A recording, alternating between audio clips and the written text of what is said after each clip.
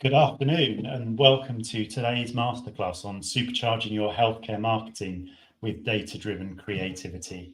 My name's Darren Lowe and I'm the founder and managing director of Logic and Magic. And I wanted to talk to you a little bit today about how we can do better, do faster and do stronger in healthcare marketing, particularly in how we use data in our marketing, and talk a little bit about some best practice for integrating data-driven insights, and specifically touch on something that's almost like the pinnacle of data-driven marketing today, in my opinion, which is addressable TV, and where Sky and the Sky AdSmart platform have been leading the way in quite a long time. Why should you care and why should you listen to me?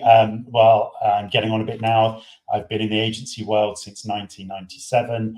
In data strategy and sort of creative agencies. I'm an agency founder. I've been working with healthcare brands since 1997. A little company, my first client called Pharma here in Upjohn. They had a product you may know called Nicorette, subsumed by Pfizer.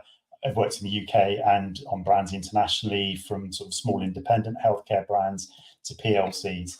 And that's included, a few names you may know and a few names that you may have never seen before, but certainly a couple of interesting brands there over the years, from prescription all the way through to retailers.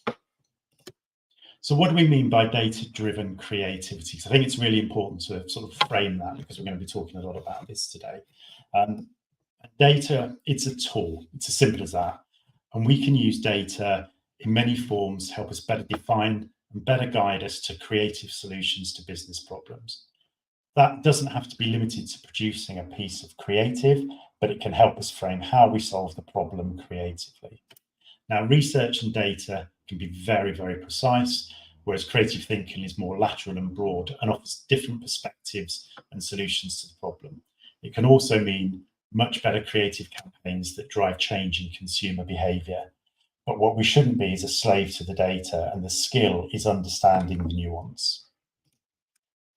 Now, a slightly predictable Steve Jobs picture, but marketers for years have been regurgitating that Apple would have never made the iPhone if they'd have researched it. And it might be true, depending on how the research was designed. But the point is this: context matters. And that's the industry, market conditions, and consumer behavior. And they all influence how we should use data as marketers. And balance is key. An over-reliance on data can really stifle creativity, while ignoring data entirely can lead to misguided solutions and a fail in our marketing campaigns. So flexibility is crucial. Different campaigns require different approaches. Sometimes data leads creativity, and other times creativity leads data. And sometimes they even deviate and meet themselves back at the end, and by happy coincidence have arrived at the right place. But data is a tool, and you need to be sure you've got a master craftsman handling the tool, else you run the risk of ignoring what the data is telling you, or even worse, not interpreting it correctly, including what the data isn't telling you. And more we see an over-reliance and an obsession with data in our industry, and perhaps forget that data doesn't have all the answers. So why is data and creativity so important in healthcare marketing? Well, there's an urgency right now for us as brands, as brand owners, as marketeers, as advertisers, to stand out, to differentiate, or to die. And as an agency, we've worked across a lot of different therapy areas over the years: prescription, over-the-counter, medical devices, as well as services and care, and also with major retailers, the likes of Supercharge. And what's staggering is the lack of standout, the lack of distinctiveness, and the lack of creativity in both what brands say and how they engage. Effectively, we're in a world where all part of the set, and blending in becomes a slow and painful death. And let's just get one thing straight. Blending in is for beige brands, and nobody remembers a beige brand. And nobody wants to be a brand manager or a marketing manager of a brand that's beige. And hopefully you're here to dominate and to stand out. And so far you're in a league of your own, because very few people in the space seem to want to do that. And you don't have to do the Benetton shock style ads of the 80s to disrupt. In fact, the bar is so low in most areas, you just have to be better than the next guy. So don't think of disruption as a buzzword. Think of it as your new mantra.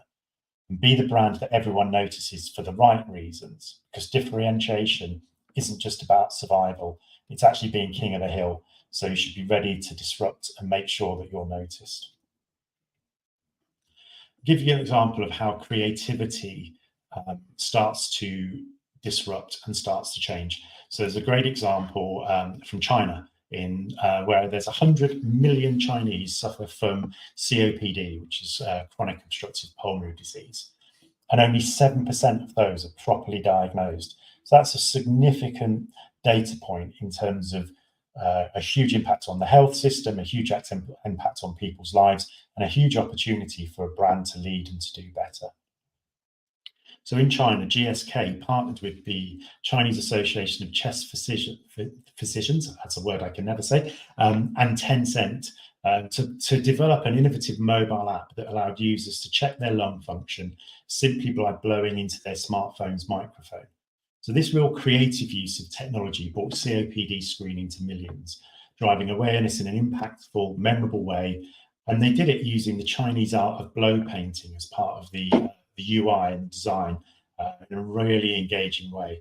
So this is really sort of creative use of an understanding of data plus an understanding of technology, and using something where we're harnessing the power of creativity, not through that traditional advertising route, but by innovatively using technology to engage consumers directly with their health and making a significant impact where traditional methods have fallen short. Now, this campaign was a phenomenal success, we're told, reaching over 11 million people, with 430,000 people completing the lung function tests. And the combination of creativity and technology led to widespread awareness and early detection of COPD that demonstrated the power of creative thinking that can be brought in healthcare marketing. And they're doing it using a device that's in our hands all day and every day. So very, very smart. But sometimes data can be a bit of a double-edged sword. And as a previous life, I used to be head of data strategy. So I know a little bit about data, and I know a little bit about some of the strengths and some of the vulnerabilities. And when it works really, really well, it is absolutely your best mate. It can fuel your fire. And if you get it wrong, it is your worst enemy, because it can chain you down. But it can spark an absolute revelation in how you work and how you operate. And we've used data phenomenally successfully over the years to separate categories, pull brands apart, and to spark creative thinking. With train of thought thinking, you get to really interesting abstract hypotheses while you're looking at the data. And that's about having a creative mind while being able to explore data. So not bringing analysis to come back to you with an answer to an exam question, but more letting it flow, letting them dig, letting them look into different things. Otherwise, you get up in this data paralysis. And after that, the brief is unclear, the creativity is frozen, and the answers are generally beige. So you should really be using data to set your ideas alight, not to box them in. We're not accountants after all, we are marketers. So we need to use that data to spark some real magic, not just shuffle the numbers around. And we need to be better and how and when we use data.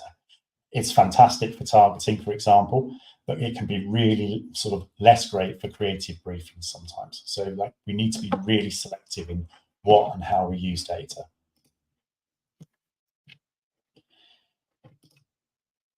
And what we have is the human factor in here. So data is great. It's always backwards looking. Humans are never backwards looking. They're always going to do something different tomorrow.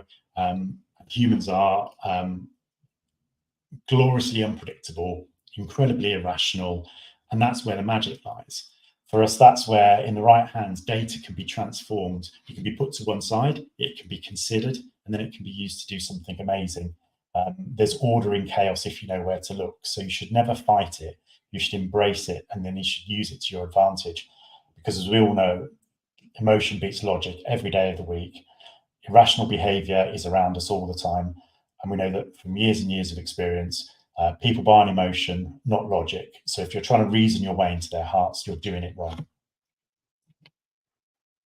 That's why we should all be turning logic into magic, not creating unmemorable features and benefits advertising. And what's worse than this is the media is generally the biggest cost to you as a brand that you have to bear. So make sure the creative you buy deserves the media you're shelling out for.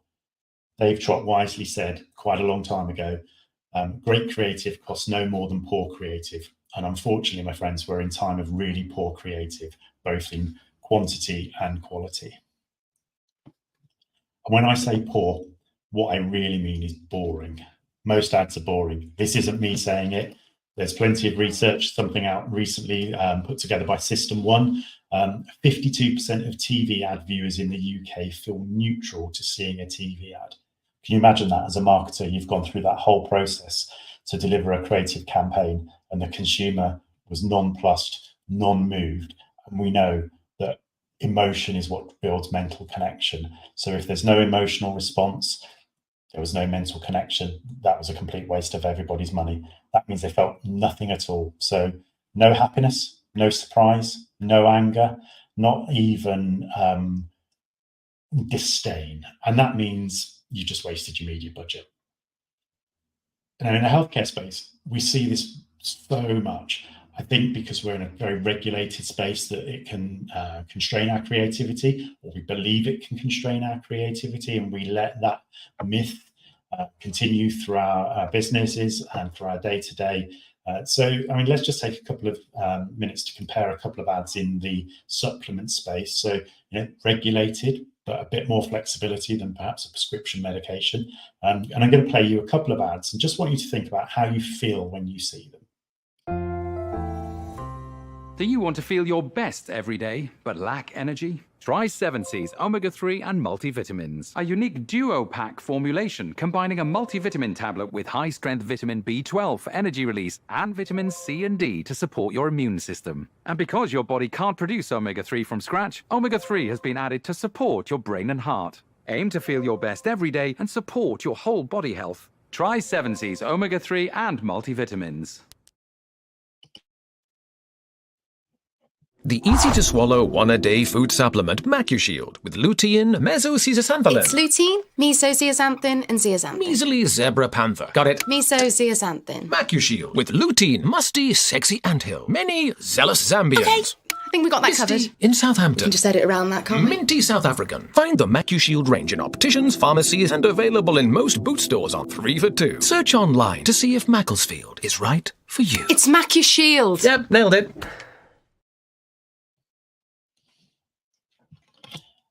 So that was just a 60-second ad break in the middle of this session, but I'm certainly not going to lead the witness on this one, but I'm pretty confident that of the 2 ads you saw, one of them had a more emotional response.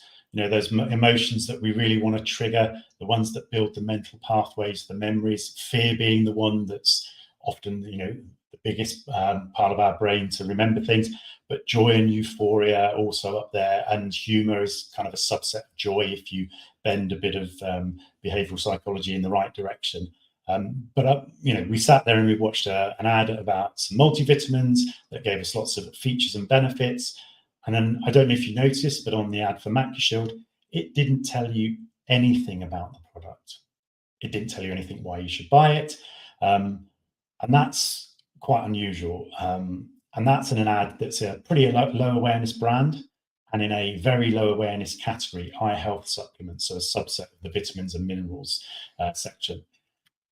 But you may be surprised about what happens next. So what we saw with the campaign was that TV drove sales phenomenally. And we saw about a 45% uplift in sales in the 12-week period in the TV regions where the TV ran. It was a controlled experiment, so we had the borders of ITTV regions as our test areas, so we could measure the impact of TV versus no TV. But not only that, there was a second experiment we ran at the same time using direct mail on top of the TV. In this case, it was a door drop, and it ran alongside the TV to amplify performance. And that doubled the impact in the region where that experiment ran. And we believe this was for 2 reasons. Firstly, the direct mail talked about the product, the features, the benefits, so we could be a little bit more open. The direct mail had more value in the consumer's eyes than the TV. The direct mail had more value in the consumer's eyes than an email or a digital ad. There's perceived additional value given by consumers, given the costs involved, to something that comes through their letterbox that makes them feel that the brand wanted them to see this, so they give it more attention. And the higher cost media typically has a higher impact than cheap media. But what's more interesting to me is the consumer response to the ad. They saw the ad, they bought the product, and the TV ad didn't even say what it was for. And there was a reason for that. The TV ad couldn't say what the product was for.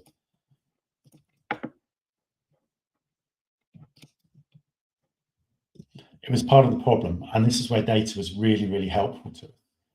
The problem we ended up with the brand was that there was a need to grow it, and Clearcast, who, for any of you who have been involved in TV advertising, are a pre-regulator to stop you getting in trouble, and you have to go through a sort of a detailed process to make sure your brand can stand up. And Clearcast decided that the brand name MacuShield was an unsubstantiated claim and wouldn't allow us to run the type of advertising that we were planning. And the solution was in part in small print. The brand name is a registered trademark, and they conceded that they would allow us to run an ad, an availability ad, i.e. available in boots. So can you imagine an ad that just talked about MacuShield, it's available in boots, would be quite boring.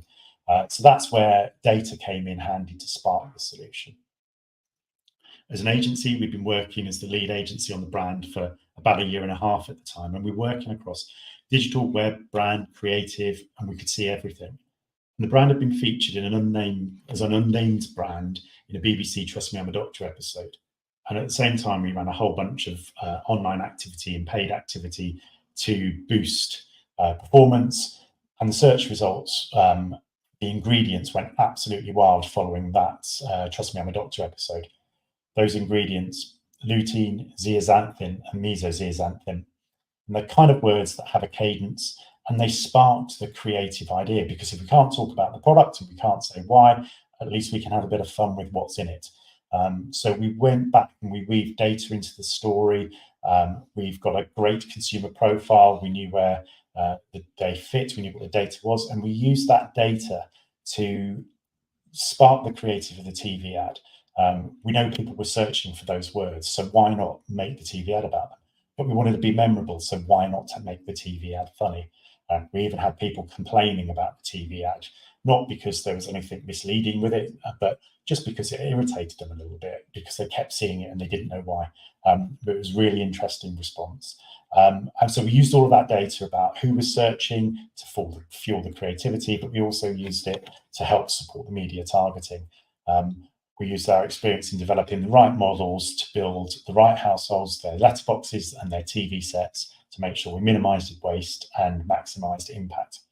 And what we ended up with was a great TV ad, with many zealous Zambians and a 45% uplift in sales, which I'm sure you'll agree is a pretty healthy performance for a TV campaign. So coming back to using data to supercharge growth, we need to stand out to be different. We need to think creatively at how we solve problems, and we shouldn't think of the outliers as things to discard. We should even focus, maybe even obsess about the irrational and revel in it. Consumer behaviour, as we saw with MacuShield using their search behaviour made for an irrational TV ad. Imagine presenting that without anything behind it to say why you've done that, but the idea probably still would have delivered. But as people responsible for brands and brand growth, features and benefits don't cut it, especially when you try and cram 23 features into a single message. That old thought of the single-minded proposition seems to have been lost under the dearth of bloody awful social and digital advertising delivered at scale ad nauseum, not by proper creative development, but people who learn to use a few tools and like to crank a handle. And sometimes that's wasting your media money on testing infinite combinations of things they thought up. But you as brands have got a huge opportunity in the healthcare space to win. Focusing on reducing consumers' anxiety and uncertainty. So you need to understand the journey, the white space, the touch points, all the logical things. And don't forget, they're often hard decisions, and we can help and guide, whether it's for well-being, whether it's on prescription, or where we're supporting the patient choice agenda. But we need to put the consumer heart at the heart of the brand value proposition, and then everything really starts to fly as we become an incredibly consumer-centric organisation. And if you really want to go faster, think about experience. It can be an absolute game changer. If you think back to that example from GSK, they made use of something we all have in our hands all of the time, our phones, and they simplified the message, they simplified the access, they created a very simple solution. So simplify everything and focus on that consumer experience. Think about how people actually engage with your product or service. Not what you think about how they do it, but what they actually do and what they actually say. And then if we show up where consumers are and show up when we need it, we'll start to win more. But what about data-driven power-ups? So we're talking about how we turbocharge, supercharge our brand performance with data-driven creativity. So we've talked a little bit about how data can shape creativity. Data can also get in the way of creativity. But what we also need to think about is data is just a tool. It's not the holy grail. So let's always keep that in mind. And it's only as good as the people who wield it. But we've seen we can use data to help frame problems and spark creative solutions. We can, and we absolutely should use data to connect brands to consumer wherever possible, as that's where we drive efficiency as marketers. Our industry has an obsession with data and often glosses over the data it doesn't know about, and this can impact creativity and constrain us. It also means that we over-rely on it for the wrong reasons. From a media and targeting perspective, sometimes we do need to go narrow and sometimes we need to go wide. As experienced practitioners, we need to be better at making those decisions. Calpol is a great example of a brand that built near universal knowledge and understanding, even in those that don't have kids. The salience of the brand is huge, and for years it was the leading brand in the entire category. And they knew which tools to use, and they knew when to use it.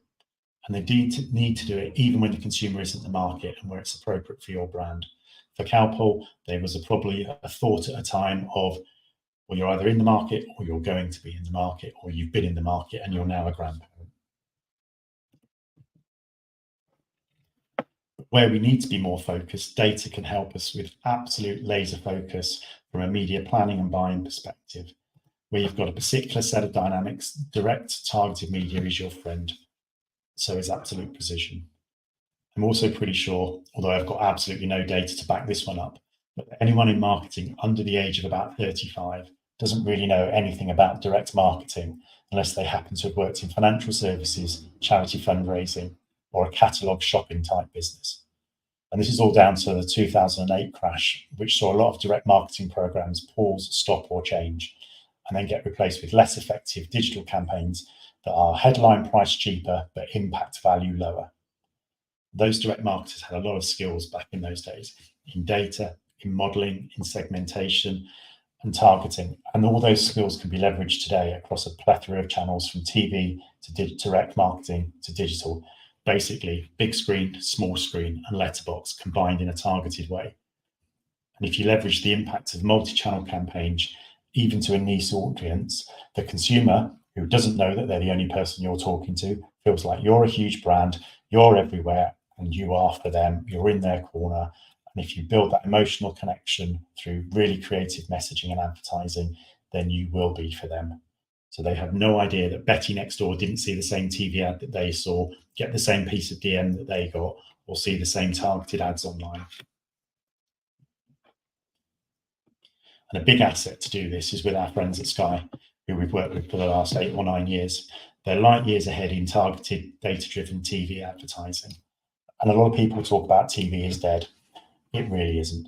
It is just changing. And I can sit here and give you pages and pages of data on the performance of elements of TV and how it's changing, but check out ThinkBox's website. There's plenty there, and there's plenty to inform and educate.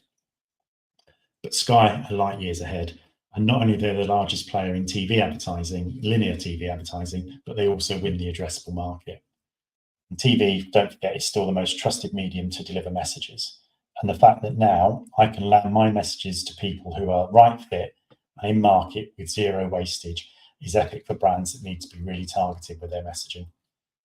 So Sky have got over 2,000 data points, plus the ability to use the brand's own first-party data, which means we can be incredibly creative in developing healthcare solutions that drive consumers towards your brand. So I've talked a little bit about addressable TV. It's been around for coming up for a decade, and it's continually evolving. In its simplest form, it's data-driven TV advertising. So as a brand, I want to reach a certain type of consumer. So let's say buyers of cruises. I've got some access to 2,000 or so data points. So I'd probably be looking at something like MasterCard data, blending that with some travel data, and Sky will build me a really nice audience, and I can collaborate with them on what that audience looks like.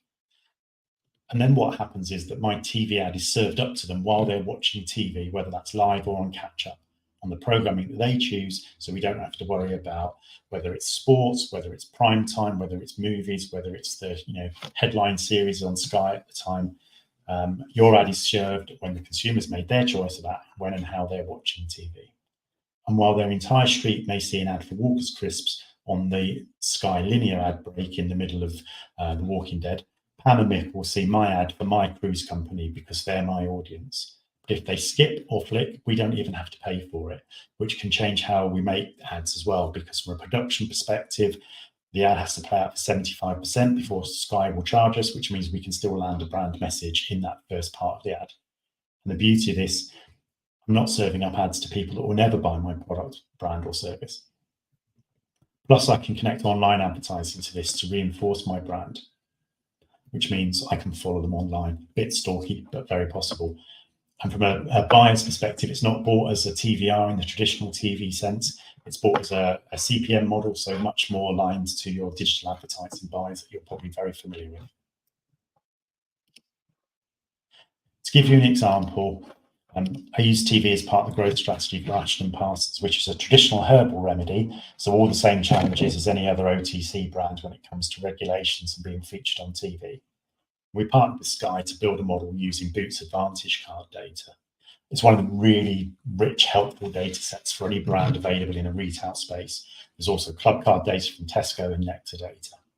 But we use the data in such a way as to target in-market consumers because we didn't have the biggest budgets in the world. Basically, we built a model of mums and mums-to-be. And in that space, the market's always shifting as new mums-to-be enter the market every day.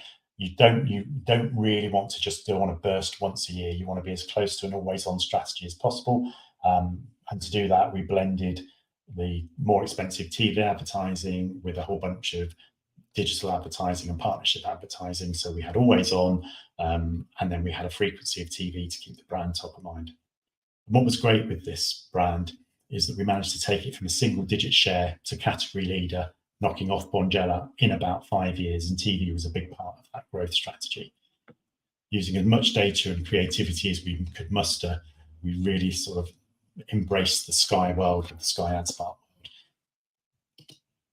And that's a very, very quick touch on the power that targeting has, and it can be layered up with lots of other media to make sure your brand appears to be everywhere the consumer is. Sky AdSmart can be a really cost-effective way of getting high-value attention for a low cost of entry. The media threshold is just £3,000, and as part of an integrated campaign, it can be incredibly effective to improve brand awareness, brand regard, and overall brand appeal. And for me, this is where we start to see the best side of data. It's absolutely brilliant in building strategy. We dive deep, we speak to consumers, we look at market data, we understand trends, we start to shape where we think the brand can be and what the creative can be. And it can be really helpful in sparking creative solutions. As I showed you with the MacuShield TV ad, it can even help really spark the solution where you've got a major problem and you're not supposed to be on TV. And it's phenomenal when it's used right to support connecting your now brilliant creative with the people you want to see it. So here we really start to see data and creativity coming together in different ways and different uses, particularly for media, thinking of data as your wingman, using it to amplify standout creative. And where you can be precise and see the magic you can make happen. But remember, most of all, be bold, stand out. Do it not for the sake of standing out, but for the good of your brand.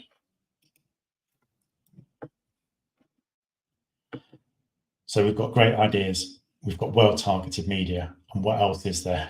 Well, today, my friends, we're in an age where aesthetics really mean something. They really matter. We're surrounded by content that's bland, that's beige, and that's plentiful. So make yours beautiful. Think a little more about production values. Think a little more about quality of the work we do rather than the quantity we put out. We all really know as marketers that repetition is what works. We don't need new content every day of the week. We need brilliant content that lasts, that endures, and that is most of all can be remembered. So attention is a real currency. So we need to keep it, grab it, own it, and not necessarily think about everything as an immediate sale. It's about making them remember you for the long term. Pretty sure we can all remember ads that we saw years ago that were phenomenal for different reasons. And then with your beautiful production, creativity is that edge. We're in a sea of sameness. It's not difficult to stand out. You just have to be a little bit better than the next guy. So use the data well, use it right, use it to drive the change that you want in your market, with your brand, and for your leadership. Because what happens if you don't change? So what? Well, there's only one certainty here. You will get left behind. It might not be today, but it will be soon. And it may be sooner than you think. And regrets cost you way more than the boldest of risks. If you think about our consumers, they've got really short memories. You can screw up a campaign entirely and you'll be back. But at least you tried. At least you tried to do something different. At least you tried to get away from the boring, the beige, the normal, the predictable. Think about our politicians. They bounce back from major media failures where they've been in the headlines for weeks and months and the world hates them. And then 4 years later, they're back running for president. And as marketers, we need to stop being comfortable. We need to put away our slippers. We need to start getting comfortable with being uncomfortable. Because if you're uncomfortable in what you're doing, if you're cautious about every time you have to go up to the leadership to present work that you know hand on heart is what you need to be doing, it means you're probably doing the right things. But also, don't risk your job for it. You've got to bring your team with you. You've got to be a leader for change in the organization.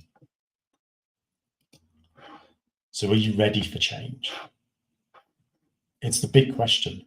And it's easy to not change. It's easy to do what we've always done and get what we always got. Although you don't get what you've always got anymore. You get a bit less and a bit less and a bit less because somebody else is already there and doing it and changing and doing different. And your consumers are certainly ready for change. And it's really important to believe that and to understand that. And even though they're not necessarily telling you that, if you ask them, because we rarely do, they're absolutely wanting it. And we see new brands emerge and disrupt categories day in and day out. So what does that mean as marketers? What do we do next? Well, we've summarized this into an 8 steps plan for success. And this is a really important plan that you can take away. First of all, differentiate or die. It's the mantra that we need to put over our doors.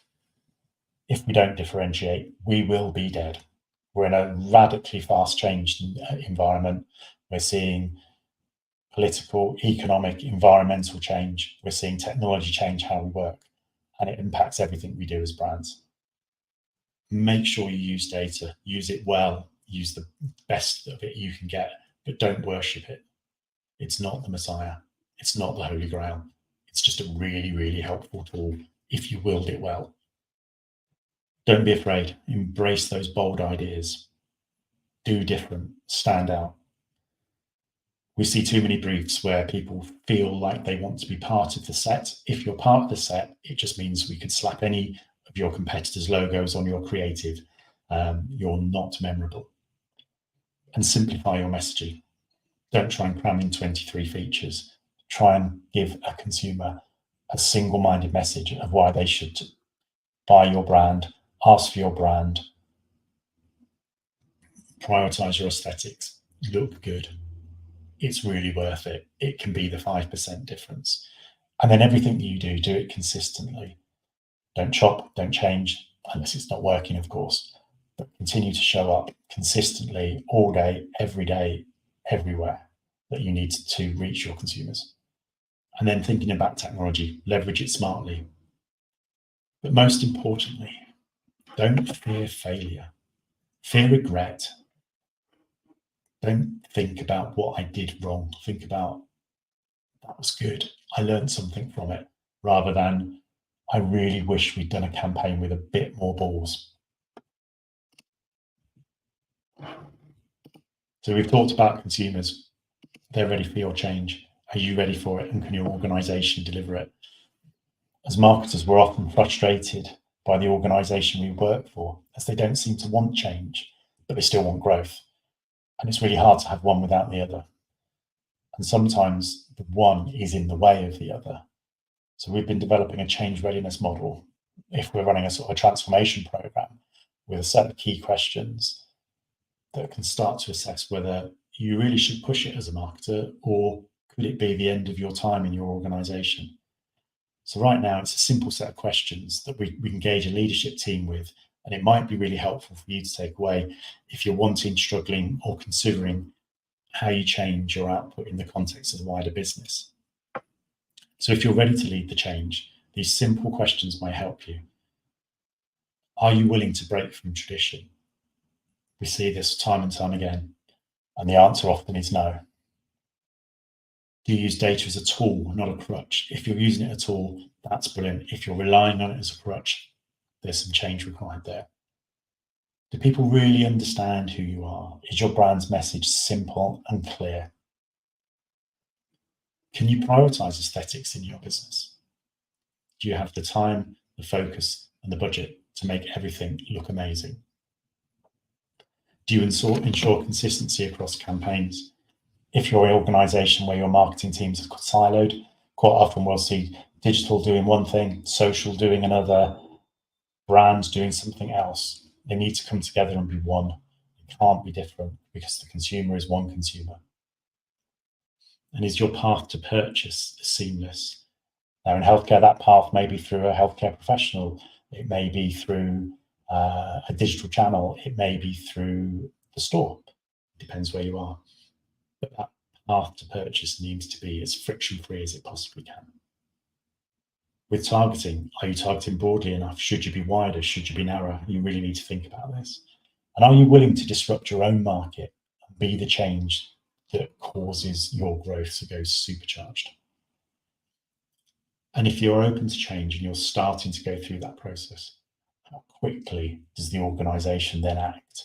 If you're bringing a new way to the business, does it then require 3 years to go through a process internally before anything new comes out? By that time, everything else has moved on and the world has changed.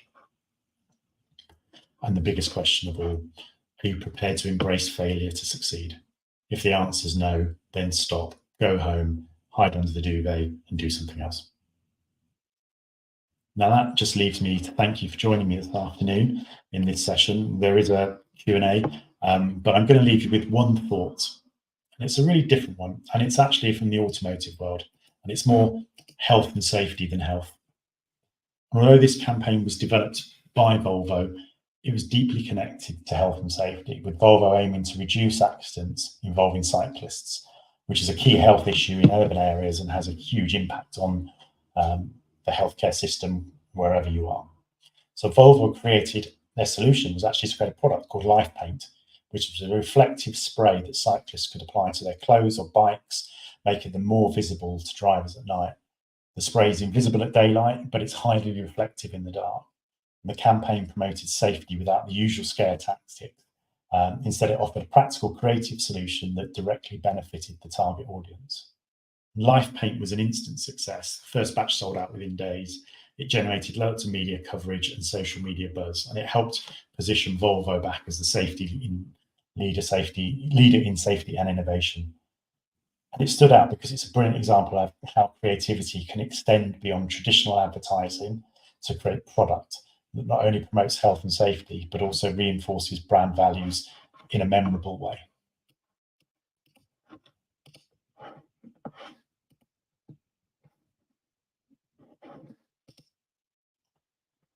So in summary, don't wait, transform now. Innovation isn't going to wait for you. And let's make the extraordinary happen. So thank you for this afternoon. We've got a couple of thoughts here. One is, why would I want to put my healthcare brand on TV? It's a great question. And for some brands, it's not relevant. If you're in a niche therapy area, TV isn't necessarily going to help you. But if you're in a slightly broader area, or you're looking to build and lead your category and build awareness for your category, almost to become a campaigning brand. So you're actually helping not just your consumer, your market, but also the rest of society understand and support. Then TV can be brilliant, and that can be broad or it can be narrow. You can also use TV in a way where you reinforce and you engage with perhaps lapsed consumers. So if you're a direct-to-consumer healthcare brand, for example, all of that data can be lifted and brought into the AdSmart model, and you can elevate your brand's presence in front of your consumer that way. So there are many reasons that you could consider using TV. If you're selling medical engineering devices to a hospital, which I used to do a long time ago with Siemens, TV is perhaps not your friend, but there are other very intelligent data-driven solutions there. Final question we've got here is, what do I do and where do I start? Well, auditing where you are is really helpful. Having an objective third party come in and give everything a bit of a poke can perhaps give you the safety and security that you need, in that your thinking is in the right place, the need to change is in the right place, and what can come next then is given some sort of support from somebody else, some courage for you, and some partners to work with you to take you on your way. So that wraps up our session this afternoon. Thank you very much for attending, and I hope you enjoy our forthcoming masterclasses that are available on our LinkedIn page and updated on a regular basis.